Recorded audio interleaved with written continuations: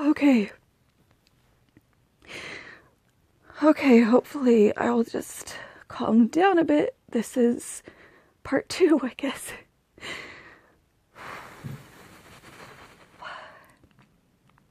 Thank you.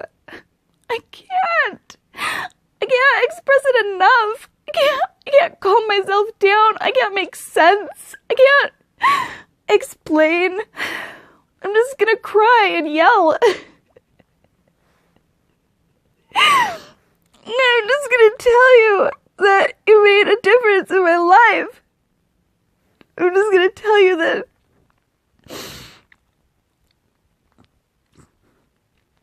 that's what I'm gonna title it, To Hannah and Rebecca Part 2.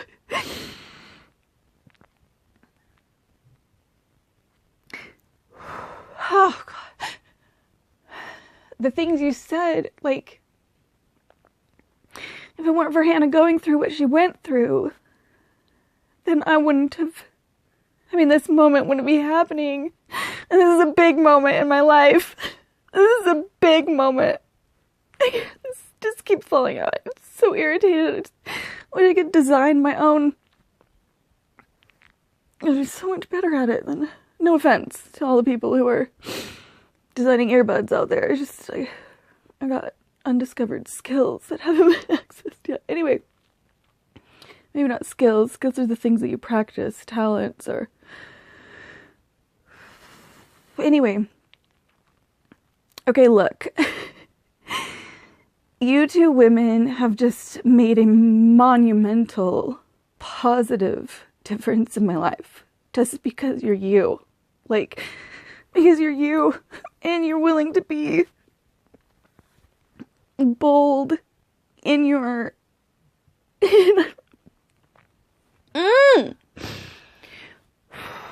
I say I cannot control myself, and then I do everything I can to control myself because, like, I feel like I need to be hugging a person. Like, I feel like Ellen needs to put me on her show, and Hannah and Rebecca, and have us have a conversation about how amazing life is. But then, I have no idea if I would even want to do that, or even if my body could handle, because I used to never care about money and whatever, and now I want a lot of it so I can have a smooth ride. And by smooth ride, I really mean, like, the shocks, the reverberations, is not good for me. So I need the pricier stuff that have the extra giant tires that somehow, with everything else, that makes it, like, an adequate,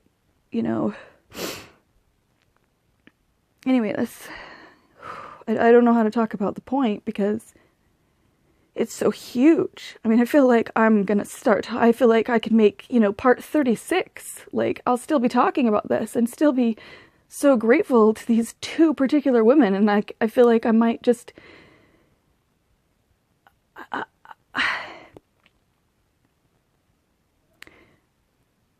Rebecca, I don't... I read a couple of your comments that you left for me, and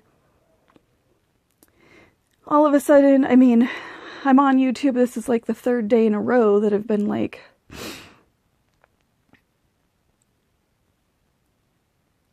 obsessed. I've been obsessed and sucked in. I totally understand, like, people are always talking about, like, this is addictive and that's addictive, and I'm like, I don't understand. Like, I understand I have an addictive personality, and I have issues, but I've never, like, truly felt addicted to something. But, like, I am watching YouTube as if it is, like, sugar my sophomore year. Like, it's kitty cocaine for me. Like, I cannot, excuse me, I apologize. I have not yet been able to stop myself, and I kept feeling like there was, like, something, I was leading up to something, like, that just looked like I was flipping people off. I wasn't at all. I was, searching without knowing what I was searching for. I was, I've been managing, not to get a lot of sleep, but to try to sleep earlier, so that's been good. Usually I try to do, like, helpful for my body and productive things during the day, and then by the time night comes around, like, I can't, like, I'm alone, and it's never been a problem before, ever, in my whole life. I mean, it's not literally never been a problem before ever in my whole life. It's never been like this. Anyway, do you know what else could ever catch me lying? Because I catch myself, which is not entirely true either, because I have learned to lie for survival and whatever. That's not the point. That's not the point. That's not the point. That's not the point. The point is that I feel like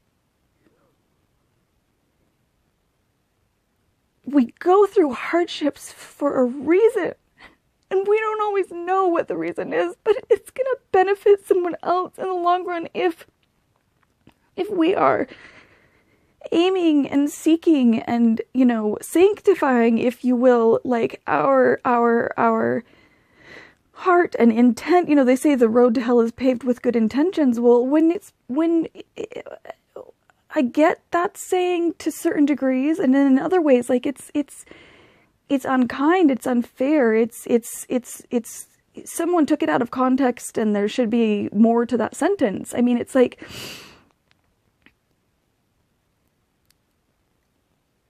when you have good intentions, truly, like, good intentions, when the scales outweigh, when the positive, when the being authentic or bold or real or, you know, sharing the truth, when that is like a positive, the word positive these days, it's being manipulated and morphed into this whole different thing, and it's hard to use it sometimes. I just,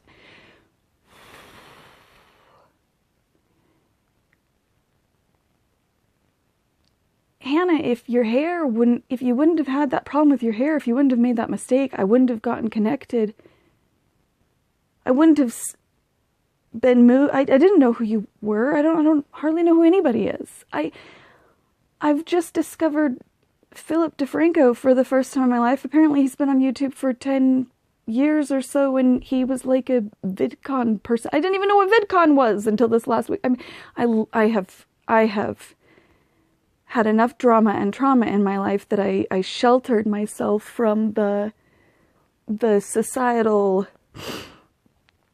fads, trends, obsessions, whatever. Like, I'm not a with it person, okay? I'm not in it, I'm not cool, I'm not hip, I'm just not. The only reason I'm on YouTube, I mean, I kind of started because I was gonna run for president for a minute, and then I got back on it because I'm bedbound a huge chunk of the time. Like, I'm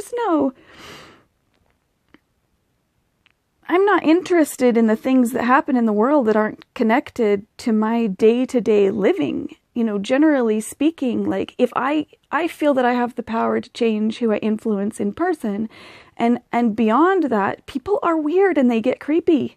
You know, like I don't want people to be, I don't want to be famous. I don't want people to be like, so people have been asking me to write books and to do this and to do that. And like, I've been bold enough a couple times. I have another YouTube channel that I don't know why they split. It's very weird. but I'm not tech savvy. So I've sang a few of my songs and I've done a few of my things, but for the most part, like, I've stayed as big as possible in a very small way. Like, I do my best to try to interact with each human being as I can on an individual basis, but I've mostly, like, I just wanted to raise babies. I just wanted to raise babies that knew that they were loved, and I keep trusting that God, because I don't have enough power, and sometimes I have peace that passes understanding, but a lot of times I'm tortured because of the fact that my life has gone so wrong when I did have good intentions, and it doesn't even matter. Your intentions matter in the scheme of things and with your connection with God, and sometimes with your peace and stuff, but as far as like bad things happening to you, or it just has nothing to do with anything. Our intentions and our actions, I mean, you know, science talks about cause and effect, but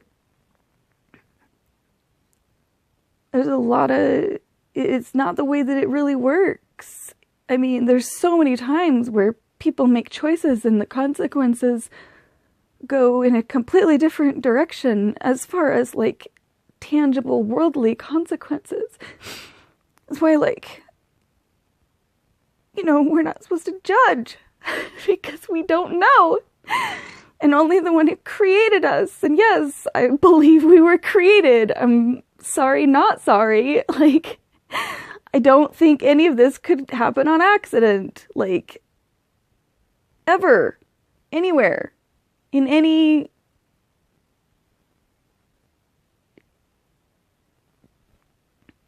It's too... The chaos is too organized. There's too many beautiful things that happen. There's a lot of bad things that happen. And I have my own theories and ideas as to why God allows all this crap. Anyway, I tell myself every day, God knows. He knows. It's happening to my children. Even if it's not the worst thing in the world. Other people have gone through worse than what me and my kids have gone through and what they're going through right now. In fact, my kids live a pretty snazzy middle-class life. It's just...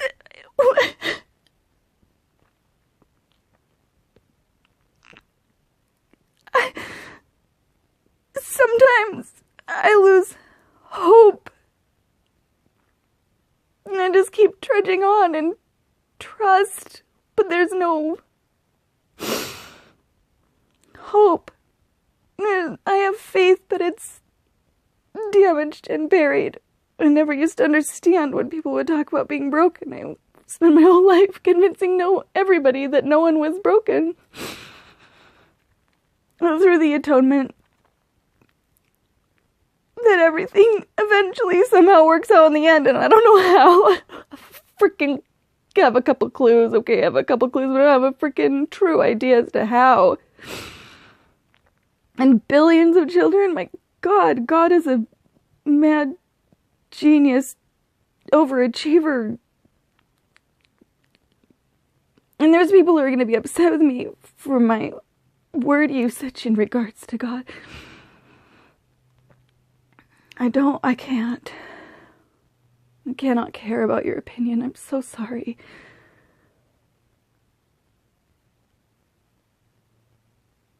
But I need to say thank you to Hannah and Rebecca. Especially Rebecca. But without Hannah, it wouldn't have happened. And Philip DeFranco for keeping me on YouTube scrolling through stuff that happened years ago that I had no clue. Until I would get to the point where and it just, after your comment, Rebecca, I just got, you know, like, well, I wonder if Rebecca has anything, like, on YouTube, like, if I hadn't read a comment from Philip DeFranco's thing, it wouldn't have even occurred to me, to be honest, but there was, like, another YouTuber on his thing, and anyway, so it occurred to me, like, oh, well, I wonder, I mean, I don't know why I'm scrolling through YouTube, like, what am I doing? Like, what am I looking for? What am I searching for? The time is passing. Someday I will be able to download longer things to YouTube, and it will just be so much easier for me, and probably not for the people who want to watch me, but there are so few of you, it doesn't really matter. I'm gonna make a part 3, I am.